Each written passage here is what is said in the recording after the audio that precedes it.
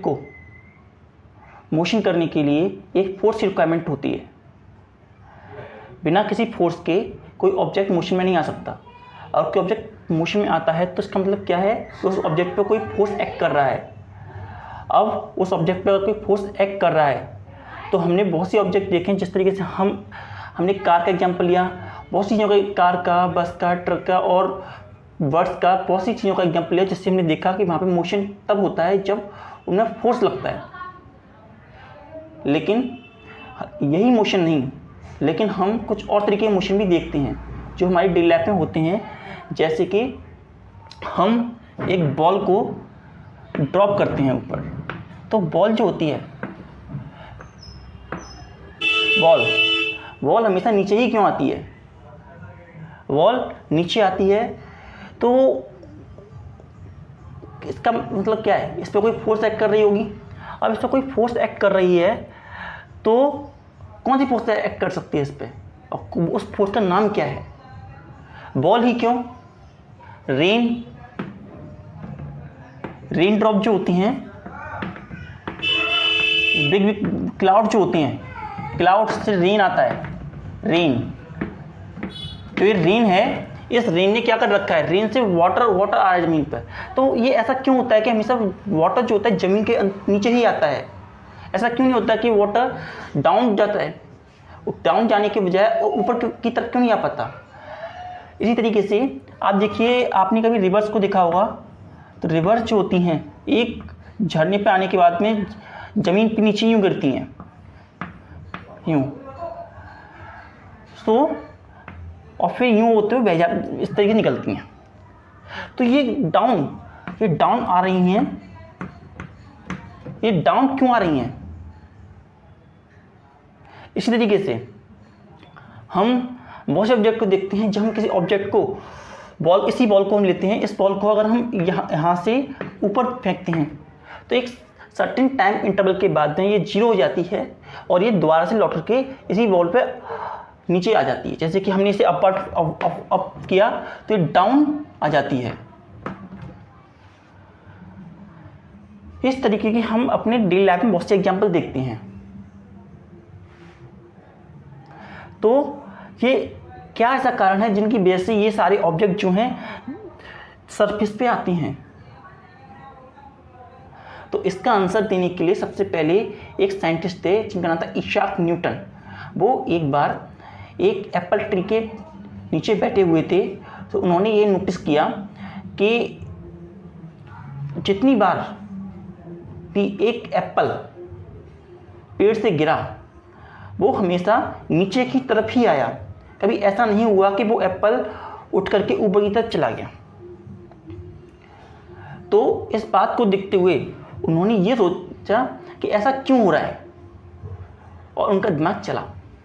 तो इस बात को देखते हुए उन्होंने ये सोचा कि आ किस पर रही है, तो ज़मीन पे आ रही है। तो इसका मतलब क्या है कि इसका रूट कॉज ज़मीन ही है, ज़मीन। और ज़मीन किसकी? अर्थ की। तो अर्थ ही इस पर कोई फोर्स लगा रहा है। फिर उन्होंने एप्पल को ही नहीं देखा, एप्पल के अलावा बहुत सी चीज़ों को देखा। जैसे कि चॉक यहाँ से देखिए ऊपर से थी नीचे ही आई। तो बहुत सी चीज़ों को देखा और ये नोटिस किया कि हर ऑब्जेक्ट, एवरी ऑब्जेक्ट हमेशा ज़मीन की तरफ डाउनवर्ड ही आता है, या एक तरीके से अट्रैक्ट होता है। या हम ये कह सकते हैं कि वो जो अर्थ है वो उस ऑब्जेक्ट को अट्रैक्ट करती है। तो इन सब चीज़ों को देखते हुए न्यूटन ने ये बोला कि हर ऑब्जेक्ट को अर्थ अट्रैक्ट करती है, हर ऑब्जेक्ट को अर्थ अट्रैक्ट करती है और एक फोर्स लगाती है उस पर, और उस फोर्स का उन्होंने नाम दिया फोर्स ऑफ ग्रेविटेशन या ग्रेविटेशनल फोर्स, जिसे उन्होंने नाम क्या दिया? Gravitational force. Gravitational force, gravitational force ये कौन सी फोर्स होती है? हमने अभी तक इन सब एग्जाम्पल में देखा कि ये एक अट्रैक्टिव फोर्स है, अट्रैक्टिव।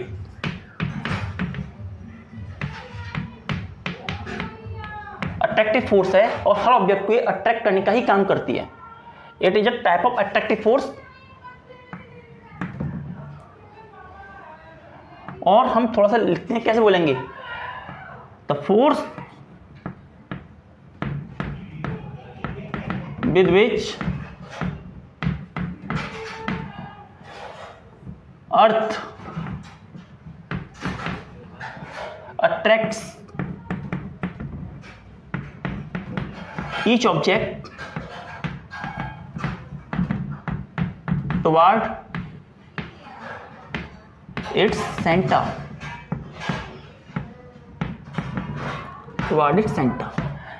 मीन टू से कि जिस फोर्स से अर्थ ऑब्जेक्ट्स को अपनी तरफ अट्रैक्ट करती है सेंटर की तरफ, उसी फोर्स को हम फोर्स ऑफ ग्रेविटेशन नाम देते हैं। फोर्स ऑफ ग्रेविटेशन के एग्जाम्पल भी बहुत सारे हैं। एग्जाम्पल,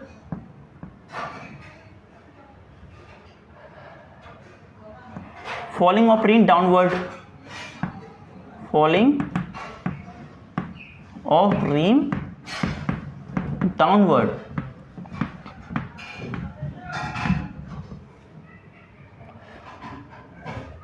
ग्रेविटेशनल फोर्स का दूसरा एग्जांपल होता है कि वो एटमॉस्फेयर को होल्ड कर रखता है।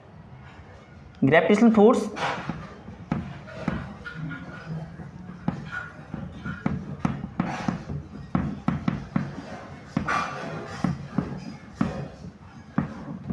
होल्ड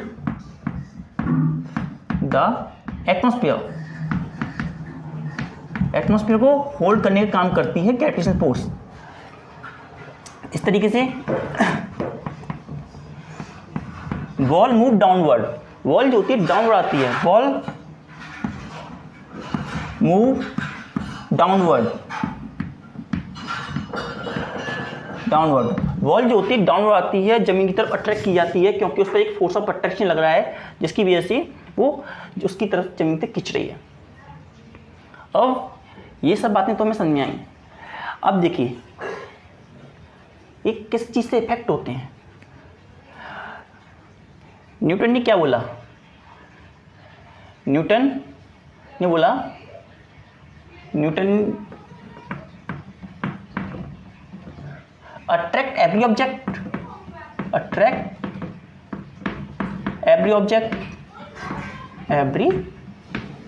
मतलब कि हर ऑब्जेक्ट को ये अट्रैक्ट करता है। लेकिन हम ये तो नहीं देखते कि ये चौक का डब्बा और ये चौक आपस में जो अट्रैक्ट कर रहे हैं, ऐसा तो नहीं होता, हमने ऐसा तो कभी दिखा नहीं है। ऐसा क्यों नहीं होता? The simplest reason behind is that कि इन दोनों के बीच में फोर्स जो लगती है बहुत ज़्यादा कम होती है, और ये फोर्स जो होती है इनके मास पर डिपेंड करती है। तो और अगर किसी ऑब्जेक्ट का मास बहुत ज़्यादा कम होता है तो वो जो ग्रेविटेशनल फोर्स लगाता है वो भी बहुत ही ज़्यादा कम होती है। इस बात को देखते हुए न्यूटन ने बोला कि if mass is less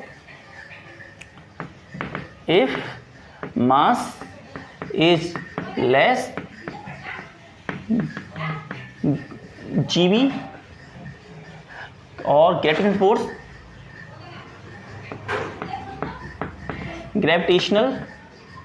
force is going to be less. Mean to से अगर मास कम होगा तो उन दोनों में जो फोर्स लगेगी वो भी बहुत ही ज़्यादा कम होगी। जिस तरीके आप यहाँ देखिए, ये एक छोटी सी बॉल और ये एक छोटी सी बॉल, ये इन दोनों की ball A and ball B. अब इन दोनों का मास बहुत ज़्यादा कम है तो लेस फोर्स, तो ये दोनों बहुत कम फोर्स एक्सपीरियंस करेंगे एक दूसरे की तरफ। लेकिन वहीं केस 1 एंड केस सेकंड में mass is more, if mass is more, mass ज़्यादा है, देन फोर्स इज हाई, तो फोर्स जो होगी वो भी हाई होगी। जिस तरीके से हम देख सकते हैं 2 planets, planet number 1 and planet number 2, A and B, इन दोनों का मास बहुत ज़्यादा है। मास बहुत ज़्यादा होने की वजह से force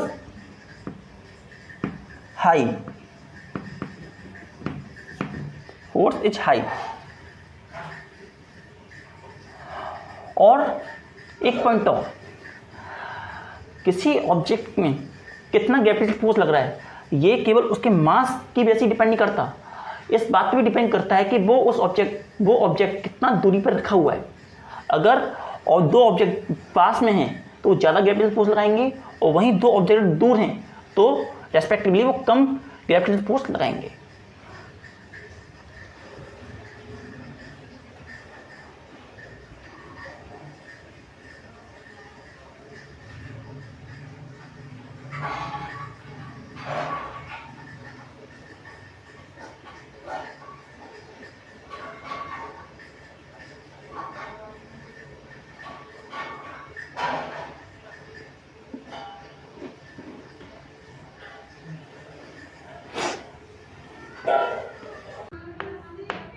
universal law of gravitation.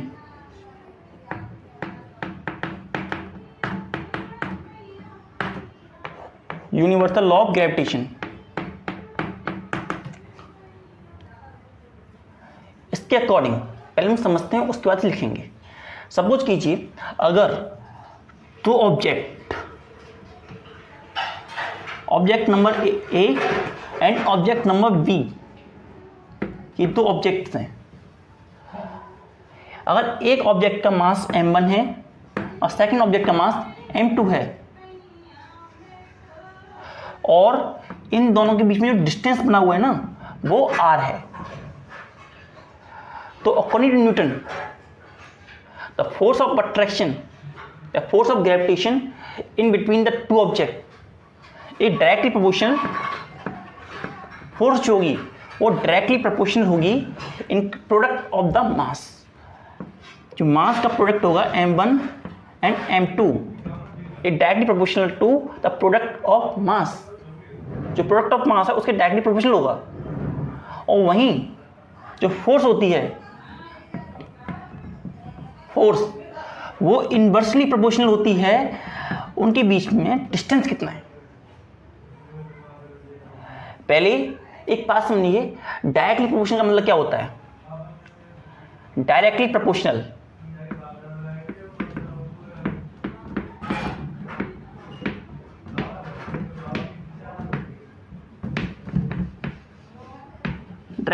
Mean क्या होता है। डायरेक्टली प्रोपोर्शनल मतलब ये होता है कि अगर एक क्वांटिटी बढ़ेगी तो दूसरी क्वांटिटी भी बढ़ेगी। अगर एक क्वांटिटी बढ़ेगी तो दूसरी क्वांटिटी भी बढ़ेगी। मीन जैसे कि अगर ये मास बढ़ेगा तो फोर्स भी बढ़ेगी। डायरेक्टली प्रोपोर्शनल ये दोनों हैं। फर्स्ट डायरेक्टली प्रोपोर्शनल फोर्स ये directly proportional to m1 m2। अगर प्रोडक्ट ऑफ मास बढ़ा तो फोर्स भी बढ़ेगी। इन अ सिमिलर मैनर अगर मास डिक्रीज हुआ, प्रोडक्ट ऑफ मास डिक्रीज हुआ तो फोर्स भी डिक्रीज जाएगी। इस तरीके से हम बोलते हैं डायरेक्टली प्रोपोर्शनल। सिंपल भाषा में एक चीज की बढ़ने से दूसरी चीज बढ़ेगी। Second inversely proportional.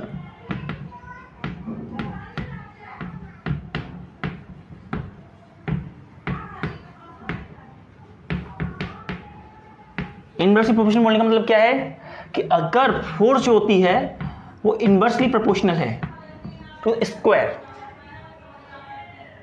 मतलब कि अगर दो ऑब्जेक्ट के बीच में डिस्टेंस बढ़ेगा तो फोर्स कम होगी। मतलब कि एक फोर्स के एक क्वांटिटी के बढ़ने से दूसरी क्वांटिटी में कमी आती है, इनवर्सली प्रोपोर्शनल है।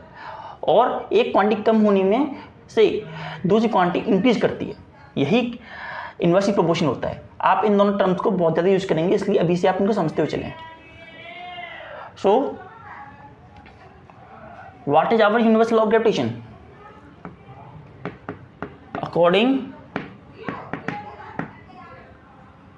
To universal law of gravitation,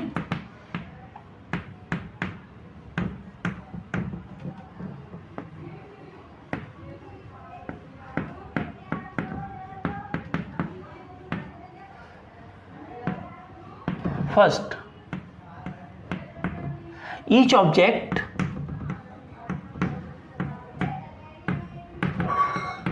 attracts another object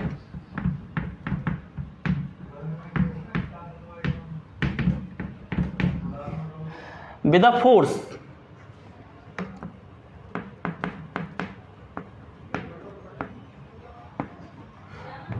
which is directly proportional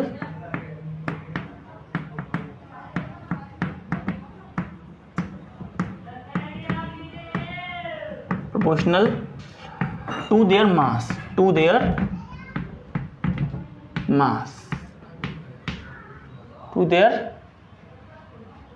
product,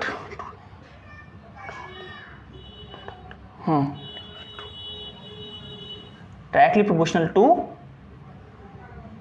मास यानी प्रोडक्ट से directly proportional to the product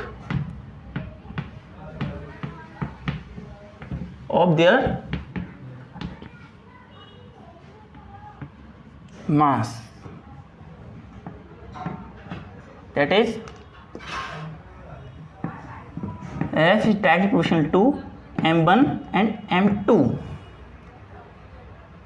And second part,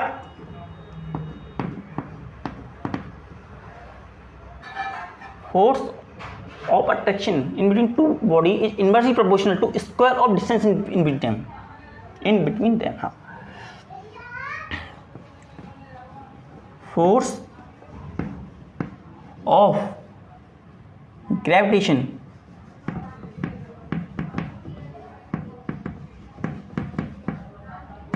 is inversely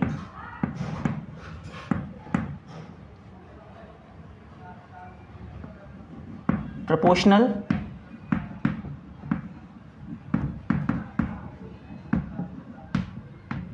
to the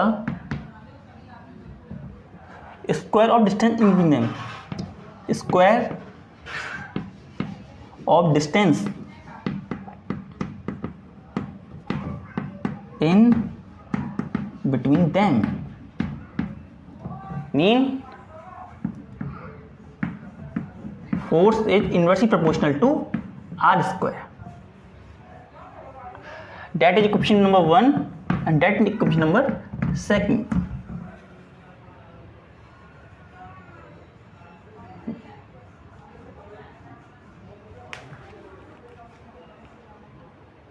Mass and force is inversely proportional to distance in between them. Now combining both,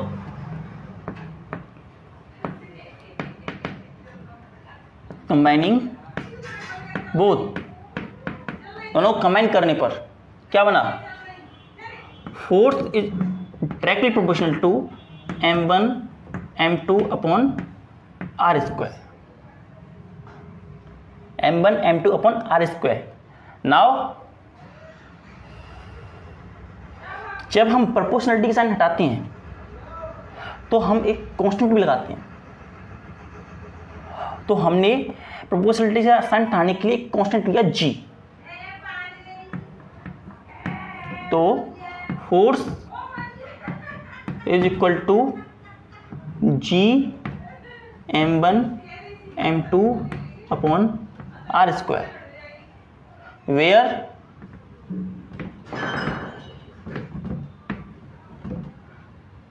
g is gravitation constant.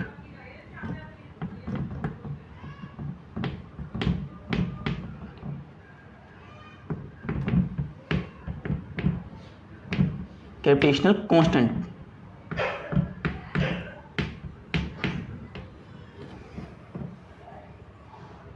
So that is a formula of our gravitational force.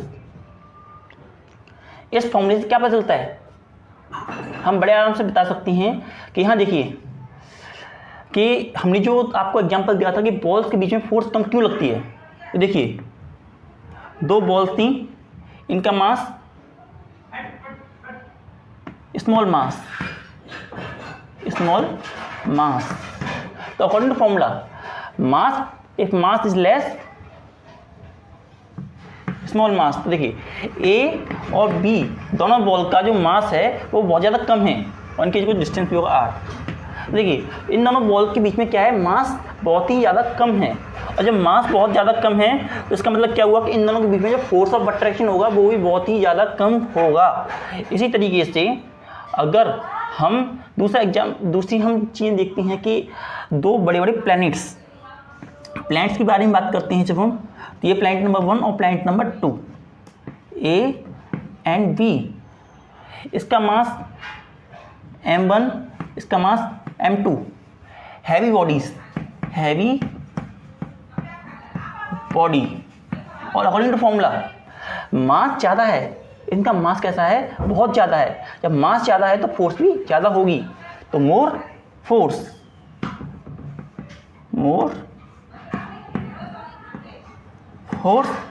And less is the force. तो मास ज़्यादा और कम होने से जो force है वो किस तरीके से इफेक्ट होती है, ये हमने यहाँ पे देखा है। Now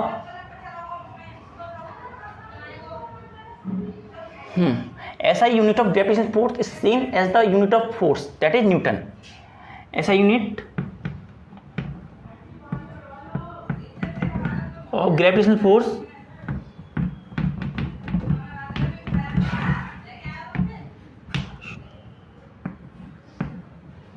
is same as force, क्योंकि ग्रेविटेशनल फोर्स भी कहते हैं कि फोर्स ही ना, is Newton.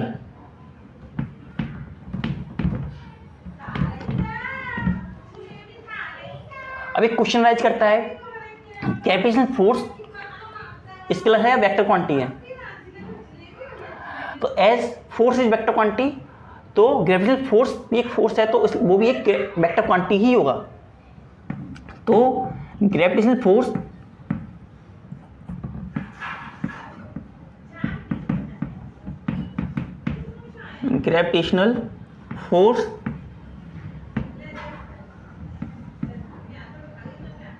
is a vector quantity.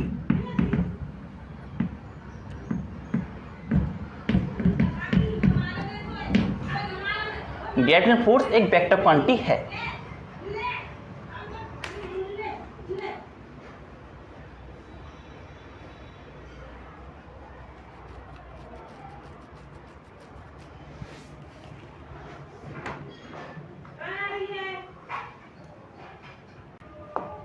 Unit of gravitational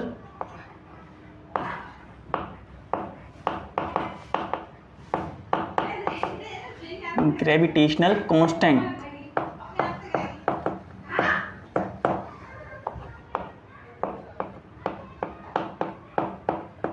gravity constant की unit.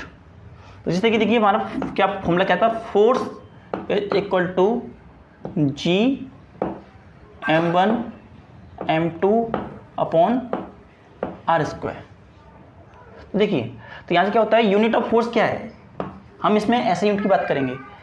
Unit of force is newton and mass kg and distance metre. Now taking all the point in this side, तो G is equal to F R is G equal to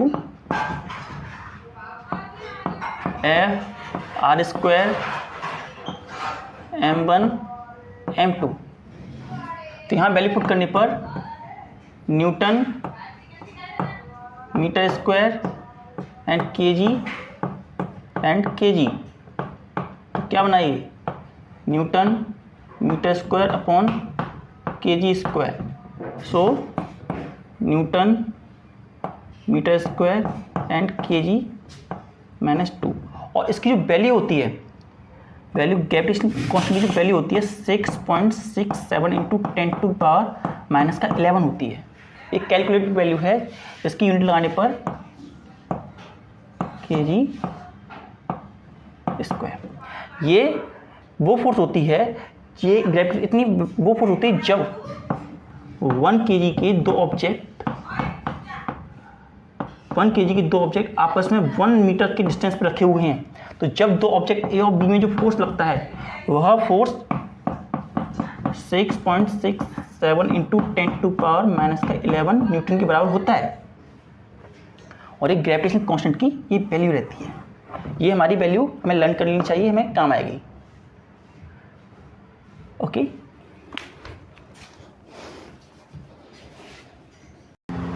इससे पहले हमने आपको पिछले topic के बारे में universal law of gravitation के बारे में बताया था, ग्रेविटेशन होता क्या है उसके बारे में बताया था, और उसके एप्लीकेशन के बारे में बताया था।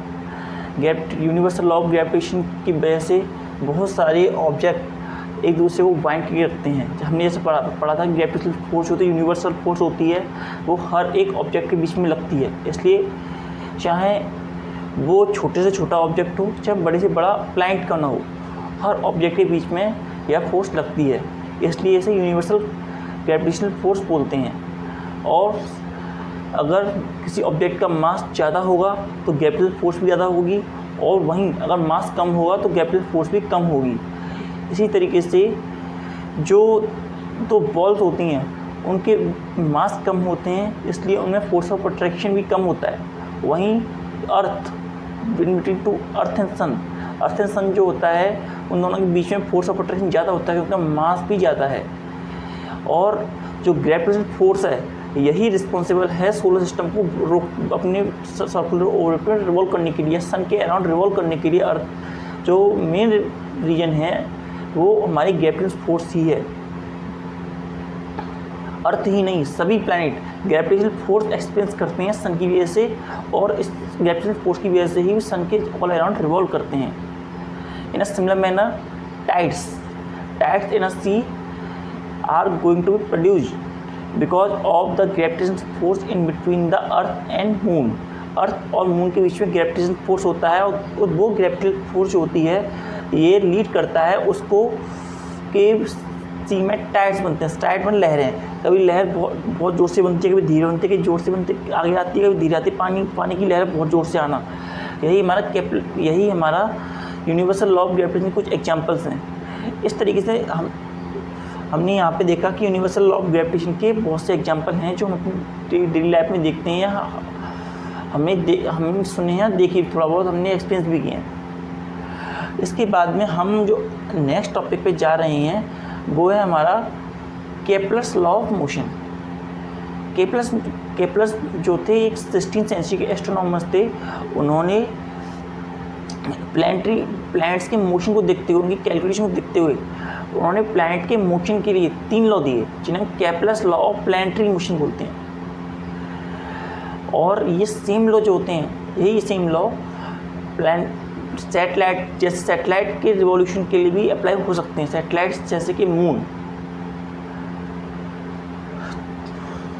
इस तरीके से उन्होंने अपने 3 लॉ के अकॉर्डिंगली ये समझाने की कोशिश, प्लैनेटरी मोशन जो सन के अराउंड रिवॉल्व करती है अर्थ, तो किस तरीके से रिवॉल्व करती है उसको समझाने की कोशिश की थी केपलर्स ने अपने लॉस के अंदर। तो हम 1 बाय 1 करके केपलर्स लॉ ऑफ मोशन को देखते हैं। Our today's topic is Kepler's law of motion.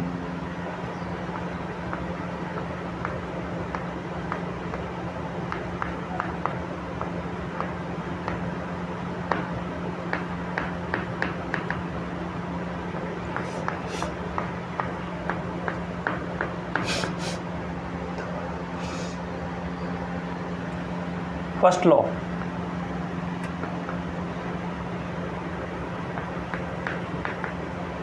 First law, according to first law क्या कहता है कि हर एक प्लैनेट जो रिवॉल्व करता है वो उसकी जो ऑर्बिट होती है इन एक्चुअल में वो ऑर्बिट सर्कुलर नहीं होती। उन्होंने एक नई ज्योमेट्री बताई कि जो प्लैनेट होती हैं वो इलिप्टिकल ऑर्बिट में सन के अराउंड रिवॉल्व करती हैं। इन एक्चुअल जो जिस ऑर्बिट में रिवॉल्व करते हैं वो सर्कुलर नहीं होती, वो इलिप्टिकल ऑर्बिट होती है। जैसे यहाँ पर ये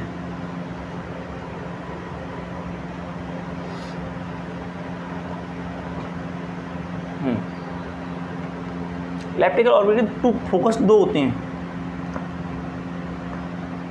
focus F1 and focus F2। और ये हमारा प्लैनेट,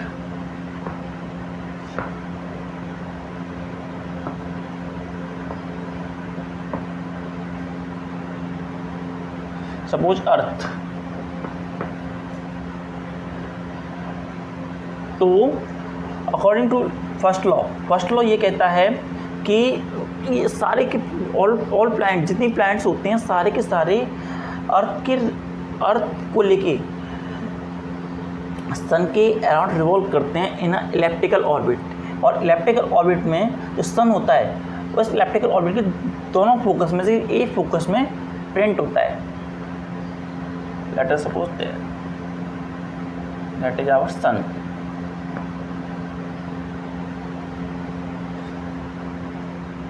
तो वो फर्स्ट लॉ क्या बोला? According to first law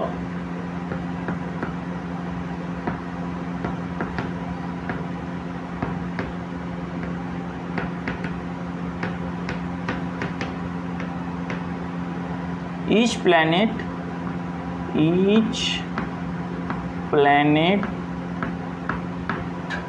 revolves around the sun, revolves around the sun in the elliptical orbit, and sun is present at one focus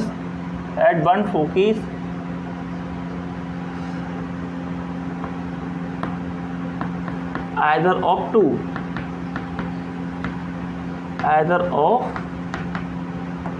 two first law of motion कि सन के around जो planet revolve कर रहा है वो elliptical orbit में revolve करेगा और वो दोनों फोकस में से एक फोकस में प्रेजेंट होगा। That's our first law. Now move to second law.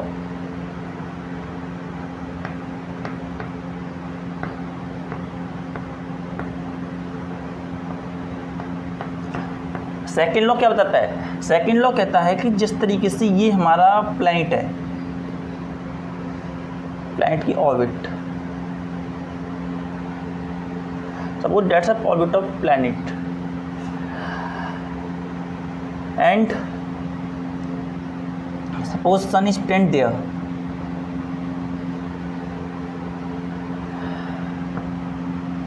Planet is there and planet is there। और यहाँ से हम इसे कनेक्ट करते हैं यूँ,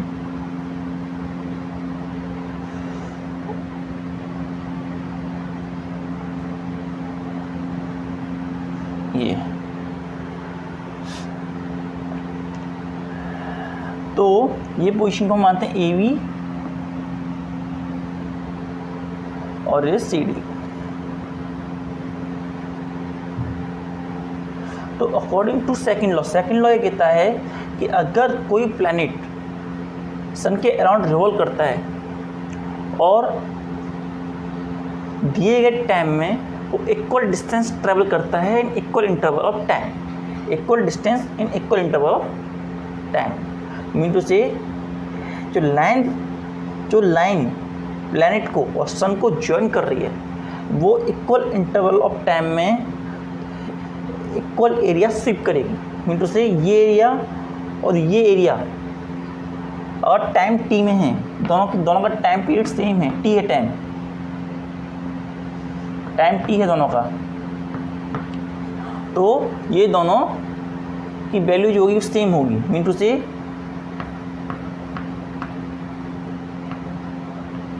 area of that area is become equal to that area।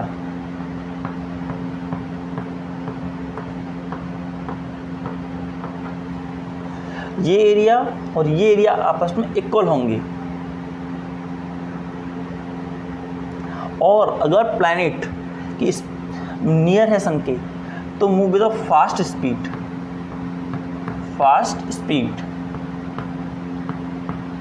अगर प्लैनेट सन के पास में तो उसकी स्पीड फास्ट होगी। एंड सिमिलर मैनर अगर प्लैनेट सन से दूर है तो उसकी स्पीड स्लो स्पीड होगी, slow speed.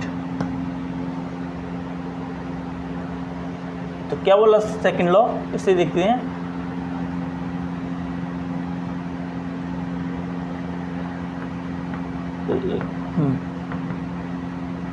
According to second law,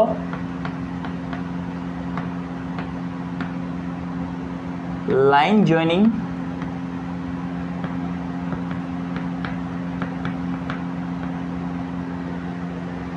the sun to the planet sweep the equal area in equal interval of time,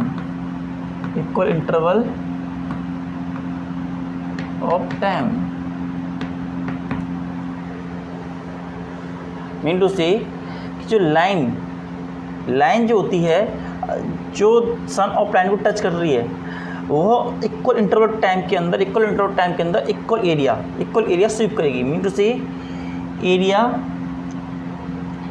of figure CDS is become equal to area ABS,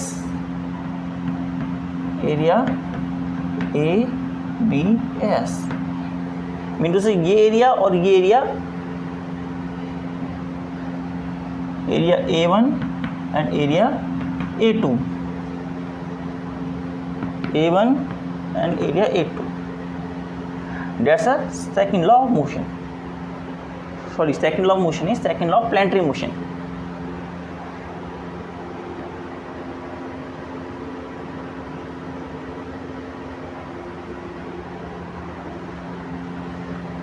अब ये दोनों law होने के बाद अब चलते हैं अपने थर्ड लॉ ऑफ मोशन पे, Kepler's third law of motion.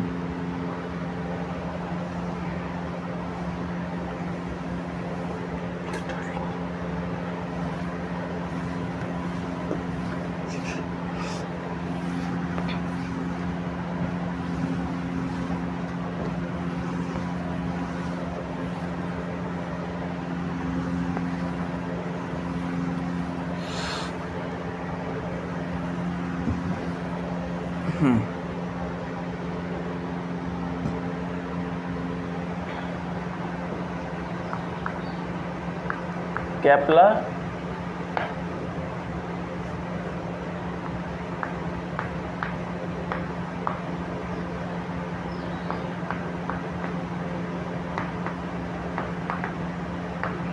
third law of motion, planetary motion,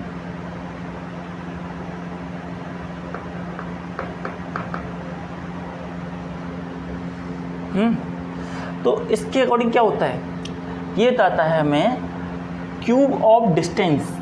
ये कहता है क्यूब ऑफ डिस्टेंस का क्यूब प्लैनेट और सन के बीच में जो है डायरेक्टली प्रोपोर्शनल होता है square of time period that it take to complete its one complete circulation। Mean to say वो डिस्टेंस प्लैनेट और सन के बीच में डिस्टेंस, ये distance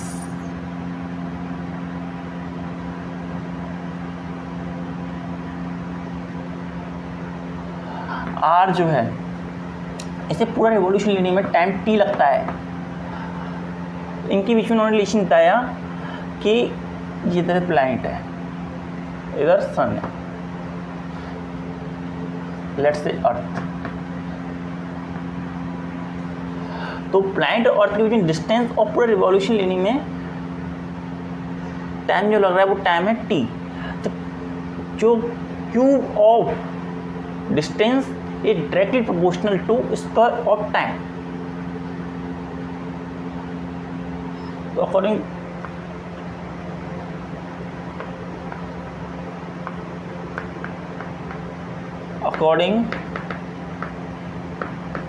to third law,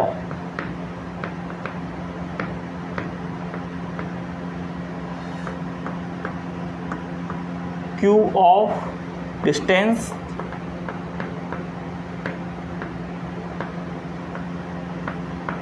in between the planet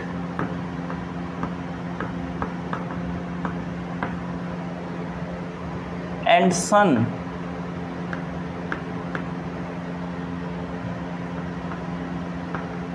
is directly proportional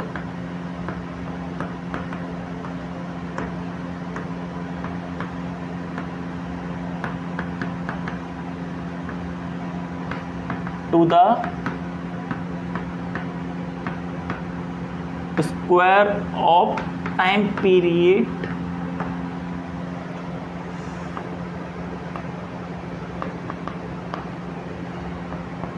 it take for its complete revolution, for its complete revolution।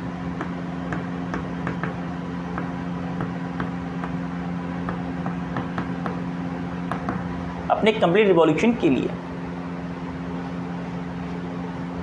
तो यहाँ से हमें कैप्लस तीन लॉ मिले। कैप्लस में के फर्स्ट लॉ में उन्होंने बताया कि कैसा रास्ता होता है। उन्होंने बताया कि सर्कुलर पाथ होता है जिसके अराउंड में अर्थ या आउटर प्लैनेट रिवॉल्व करता है। उन्होंने फिर बताया कि प्लैनेटरी मोशन में कितना एरिया कितने इंटरवल ऑफ टाइम के अंदर शिफ्ट करता है। और फिर उन्होंने हमें बताया कैप्लस थर्ड लॉ मोशन में कि तो डिस्टेंस और टाइम के बीच में रिलेशन बताया। लेकिन वो हमें ये बात नहीं बता पाए कि इन सब को रोटेट कराने के लिए कौन सी फोर्स वर्क कर रही है, या जो कौन सी ऐसी फोर्स है जो कि इनके रोटेशन के लिए रिस्पॉन्सिबल करती है। तो ये उनके लिए एक पहेली थी। लेकिन ये फिर पहली बाद में न्यूटन ने आके सुलझाई थी, जिसमें उन्होंने अपनी ग्रेविटेशनल फोर्स का वर्णन दिया था, जिसमें उन्होंने बताया था कि ये जितने प्लैनेट हैं रिवॉल्यूशन कर रहे हैं इनमें ग्रेविटेशनल फोर्स लग रहा है। और ग्रेविटेशनल फोर्स अट्रैक्टिव फोर्स है जिसकी वजह से सारे प्लैनेट जो होते हैं अपनी सर्कुलर पाथ में रिवॉल्व कर पाते हैं। और ग्रेविटेशनल फोर्स किसी एक ऑब्जेक्ट पर नहीं, हर ऑब्जेक्ट पर लगता है, इसलिए वो यूनिवर्सल फोर्स है। और कैप्लस थर्ड लॉ ऑफ मोशन की वजह से ही जो न्यूटन थे उन्हें अपना इन्वर्स स्क्वायर लॉ मिला। और ये इन्वर्स स्क्वायर लॉ कैसे मिला इसे हम देखते हैं जरा आगे।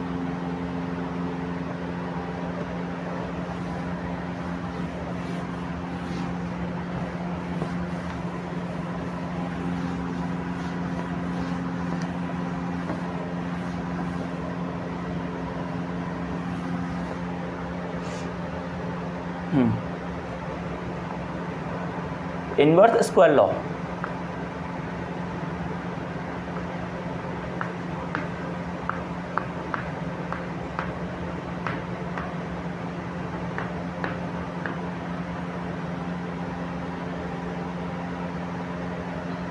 Y Kepler's law.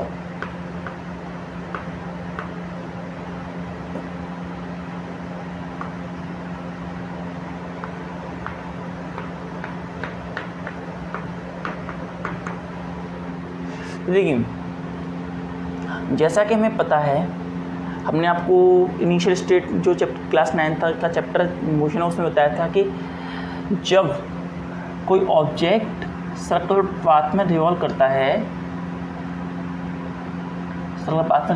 है तो उसे एक सेंटर से फोर्स लगता है, जिस फोर्स को हम सेंट्रीपिटल फोर्स बोलते हैं।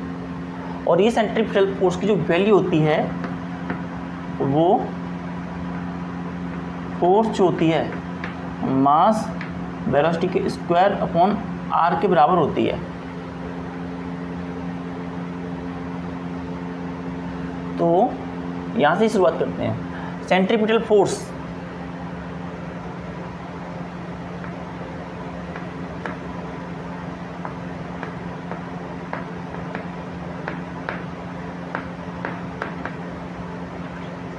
Force experience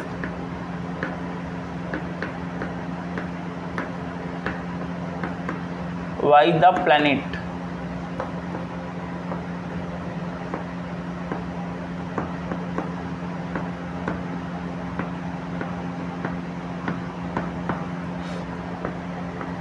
force equal to mv²r। Now जैसा हमें पता है कि जो मास है वो कांस्टेंट होता है, तो इसलिए force is directly proportional to v²/r। Again हम यहाँ देखते हैं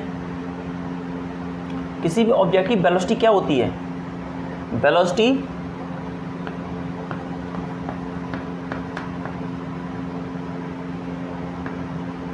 equal to displacement upon d upon t।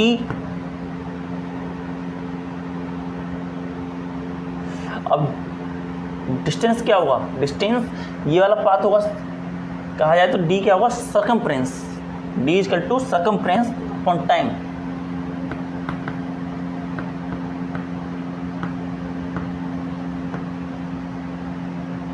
Circumference upon time.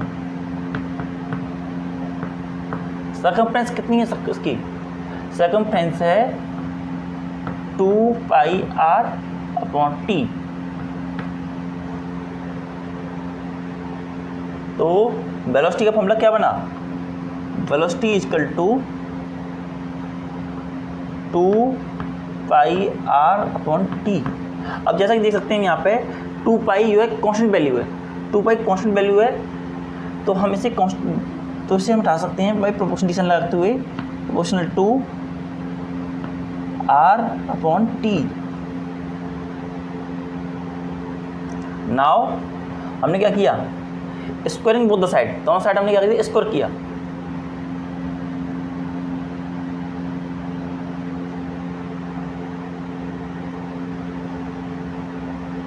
तो मैं थोड़ा सा सीरीज कर देता हूँ।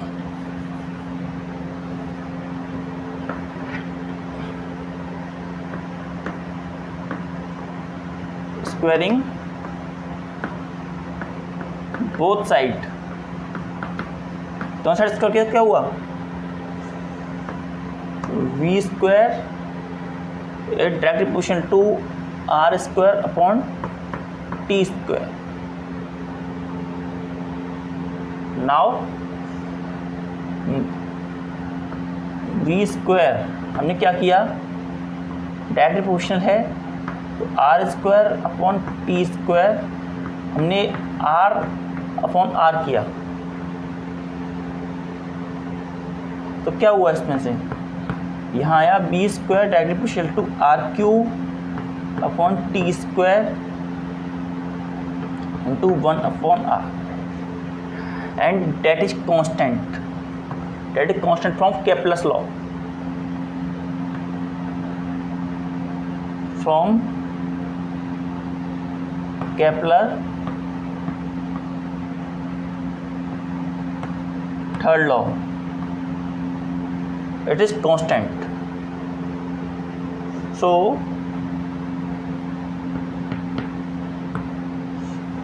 v² become equal to 1 upon r।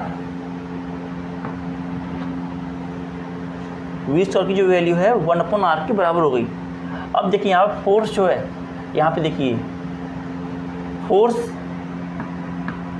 ये directly proportional to v² upon r, और v² की वैल्यू कितनी है, 1 अपॉन r के बराबर। तो putting the value of v²,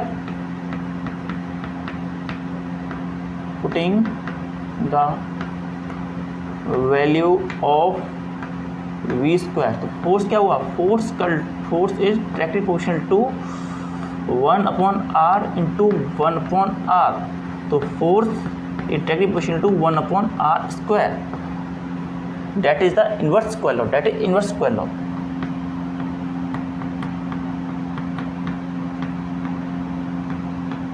inverse square law.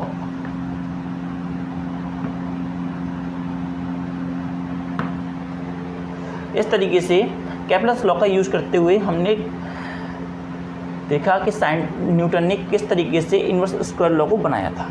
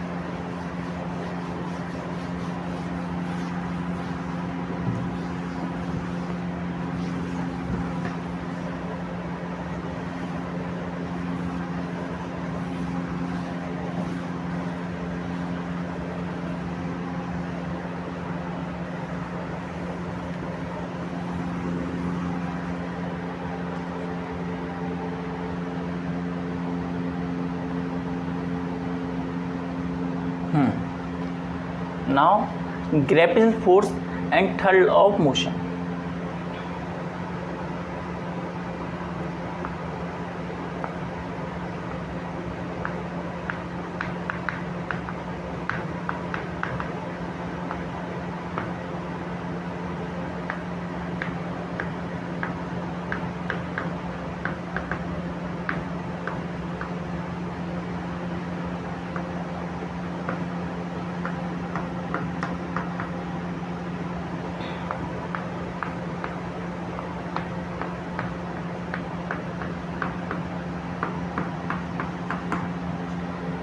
Gravitational force and third law of motion.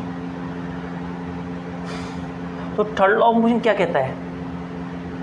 According to third law, if an object apply force on another object, then equal and opposite force experience by that object that is opposite in direction. मतलब कि जब कोई object दूसरे object force लगाता है तो वो object भी फोर्स एक्सपीरियंस करता है जो कि मैग्नीट्यूड में इक्वल होती है लेकिन डायरेक्शन में अपोजिट होती है। तो इस बात को देखते हुए क्या मतलब है इसका कि थर्ड लॉ ऑफ मोशन कहता है to every action there is an equal and opposite action, मतलब हर एक्शन का रिएक्शन होता है और सिंपल भाषा जैसे को तैसा। तो इसका मतलब क्या है? सपोज कीजिए जैसे कि ये स्टोन है और ये अर्थ है।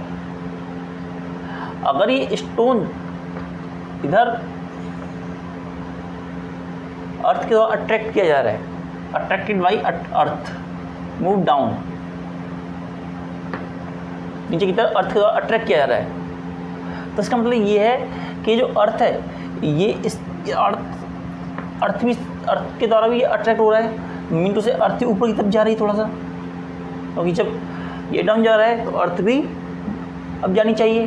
तो थर्ड लॉ ऑफ मोशन तो ये कहता है कि equal and opposite mean to से अगर इसमें एक्सेलरेशन पैदा हो रहा है, अगर फोर्स लग रही है तो फोर्स लगने से एक्सेलरेशन पैदा होगा। अगर एक्सेलरेशन पैदा होगा तो इसकी तरफ अट्रैक्ट हुआ, तो मतलब क्या है, जब ये ग्रेविटेशनल फोर्स लगा रहा है इस पर तो ये भी फोर्स लगा रहा होगा। तो ग्रेविटेशनल फोर्स लग रही है तो अर्थ भी इस बॉल की तरफ अट्रैक्ट हो रही है, इसका मतलब ये है। तो बॉल अर्थ की तरफ अट्रैक्ट अगर हो रही है तो हमें तो दिखती नहीं है, ऐसा क्यों? तो इसका रीजन छिपा हुआ है सेकंड लॉ ऑफ मोशन में।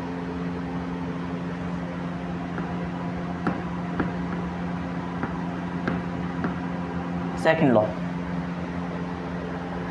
लॉ क्या होता है? सेकेंड लॉ था हमारा force equal to mass into acceleration.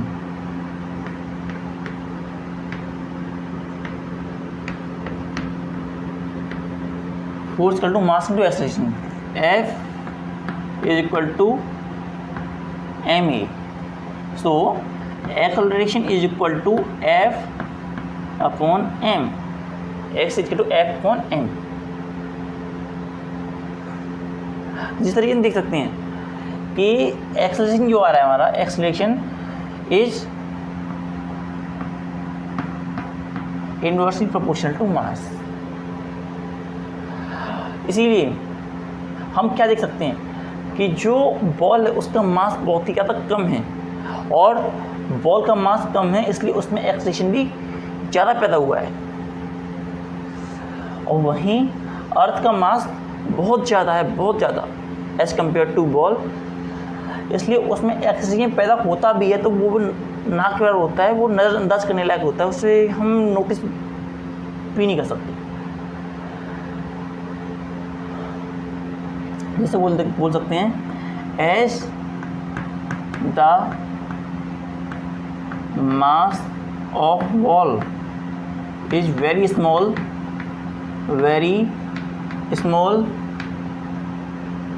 so acceleration produce also very less,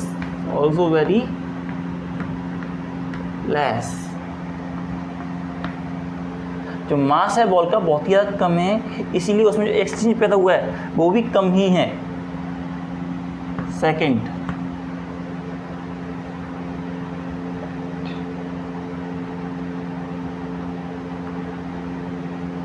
mass of the earth is very large, mass of earth is very large,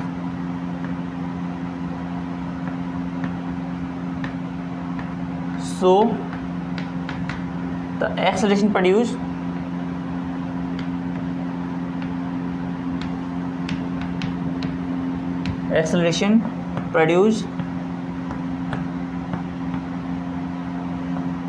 is also very less। जो मास अर्थ का मास है बहुत ज़्यादा होता है, इसलिए उसमें जो एक्सीडेंट पैदा होता है वो कम होता है। That difficult to notice. ये माना ये कितना एक्सीडेंट पैदा करती है अर्थ, तो ये देखा जाता है कि अर्थ जो होती है 1 kg के ऑब्जेक्ट में, 1 kg का अगर ऑब्जेक्ट है कोई, तो उसमें 9.8 मीटर पर सेकंड स्क्वायर का एक्सेलरेशन पैदा करती है। मीन टू से इस फोर्स से वो उस ऑब्जेक्ट को अपनी तरफ खींचती है। तो इस तरीके से देखते हुए हमने ये देखा Newton third law of motion भी फॉलो करता है ग्रेविटेशन फोर्स। लेकिन देखिए यहाँ पे जैसा कि हम लोगों को पता है कि हर ऑब्जेक्ट पे फोर्स लग रहा है। जैसे कि यहाँ पर ये ऑब्जेक्ट है, ये ऑब्जेक्ट और ये ऑब्जेक्ट ओ और ये ऑब्जेक्ट ए। देखिए ऑब्जेक्ट ओ जो है ऑब्जेक्ट ए के द्वारा अट्रैक्ट किया जा रहा है, लेकिन क्योंकि इस पर ग्रेविटेशन फोर्स लग रही है। अब ग्रेविटेशन फोर्स लगने के बाद भी ये अट्रैक्ट इसके पास क्यों नहीं आता?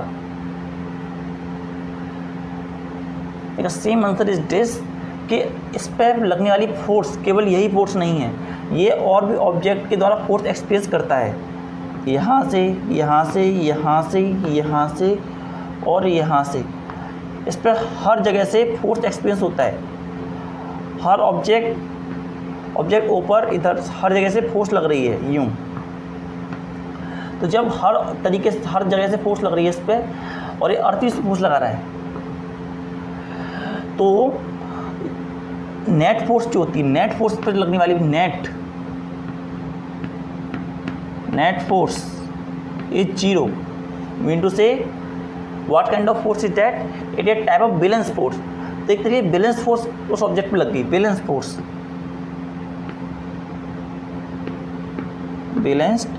फोर्स। और जैसा कि मैंने पहले ही समझ रखा है कि जो बैलेंस फोर्स होती है किसी भी ऑब्जेक्ट में मोशन नहीं ला सकती, इसलिए जो बैलेंस फोर्स की वजह से आमतौर पे हम ऑब्जेक्ट को दिखते हैं तो वो अपनी पोजीशन पे ही रखे रहते हैं, किलिंग नहीं होते किसी से, या टकराते नहीं हैं या चिपक नहीं जाते, क्योंकि बहुत सारी फोर्सेस में काम कर रही हैं, इसलिए वो इक्विलिब्रियम में रहते हैं। और फोर्स जो उसमें प्रोड्यूस होती है वो भी बहुत ही ज़्यादा कम होती है। लेकिन अगर हम सबको इधर से हटा दें, सबको हटा दें, तो ऐसी कंडीशन में ये दोनों आपस में किलिंग हो जाएंगे, अट्रैक्ट हो जाएंगे।